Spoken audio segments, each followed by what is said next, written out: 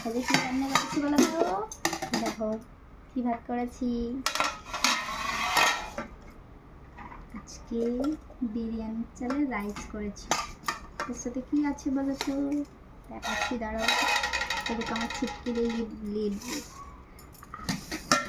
এই দেখো চিকেন কষা করেছি, কষা কষা করে, তার সাথে ভাত। কার কার চিকেন কষা খেতে ভালো লাগে অবশ্যই জানিও, ঠিক আছে?